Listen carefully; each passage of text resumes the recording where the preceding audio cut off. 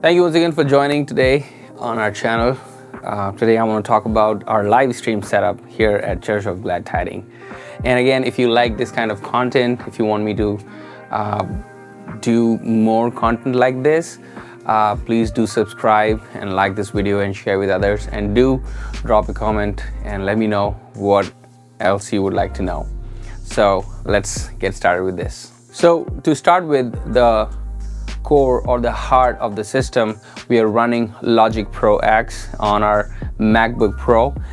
It's a little older MacBook Pro, but the idea behind is if it is working, then use it and save some money wherever you can, because honestly, tech in the church or in general, before you realize, the budget and the prices just go higher and higher.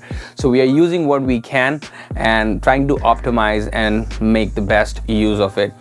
So in the other video, if you have seen where I'm talking about the sound setup, we are running Allen and Heath, and we are running Dante on that, and we have 64 IO on our Dante coming in here. So from our Allen and Heath, we receive 64 channel of audio that we use on our weekend services, comes in right here through Cat5 cable, and we mix them individually with the plugins and however we want to mix it to our taste, and we sum that up and we send that back to our Blackmagic 8M switcher, where it combines with our video feed, and that's how, in a nutshell, the whole process goes out.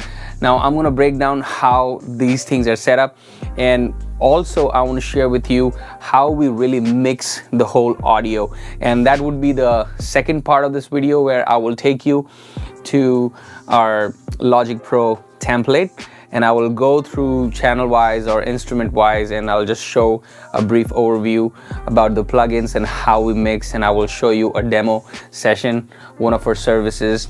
So now let's talk about the system here, the setup here. We have our trusted Atom Audio A7V, and this is the new version from A7X.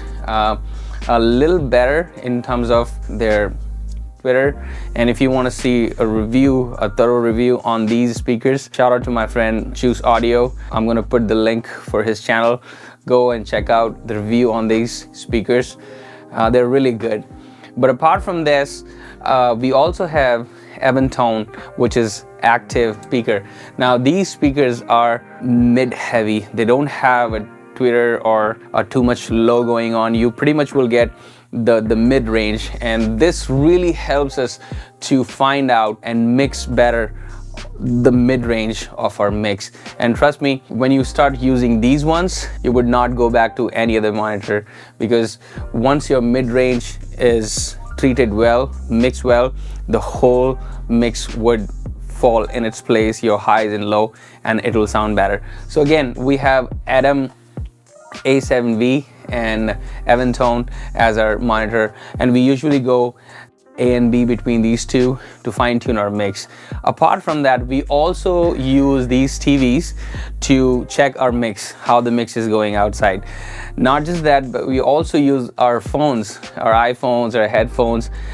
You know, especially when you're mixing for live stream, you need to remember one thing, that your end user is not sitting in a studio. They would be probably sitting in their living room, or maybe in their car, or listening on their headphones. So what really matters, how it should sound on their devices, not just how it sounds here. In this kind of mix environment, anything that you would mix eventually would sound good, but your objective should be that when it goes out from this room onto those devices, whether it is TV, car, or headphone, it should sound really good. So it's always a good practice to do A and B.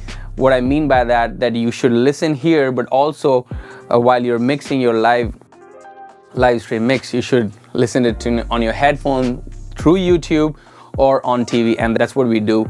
The more reference you can collect at that time while you're mixing is better for you to mix. To mix in-house in this room, we are using Audient ID24 as our audio interface that runs our speakers in this room. And one of the things that you need to remember, if you're using any audio interface in your live stream room, make sure you have at least 4 outputs, 1, 2, 3, and 4. By having that, you will get the flexibility of having multiple speakers in this room, and you can have a better reference between A and B or different speaker to choose from. How we have set up in this room is our output 1 and 2 go straight out to our live stream mix. Output 3 and 4 comes back to our monitor control system here, which is our Audient Nero that we are using. And from the Audient Nero, we have all the speaker pairs that we have connected to that. So while we are doing A and B and changing the levels to fine tune our mix, we are not touching channel 1 and 2 that is going on live stream, if that makes sense. So basically channel 1 and 2 goes to a certain level that we want to send out, but channel 3 and 4 that is in this room, we can change those levels and fine tune our mix, and that will become really handy, because if you are changing the level, you do not want to change those levels in your live stream. You just want to change those levels in this room to get the better mix. All right, so we have Audient ID24 as our audio interface, and then we have Audient Nero, which is our monitor control station. Apart from that, we have a talkback mic that if I'm mixing or whoever is mixing in this room, we can talk to our mix position and also everybody on this stage in their in-ears. To do that, we have a small mic mute switch where if I would press that, I am live on all those in-ears. So if I have to communicate something to them, or if I need to hear from them, they can talk to me. So it's a good way to remain in communication, because you don't want to stay isolated in this room. If something goes wrong, you would want to communicate it out there. So through this mic, I can talk to them, and then we have a small Galaxy audio speaker, and I can hear all that is going on in our talkback mics.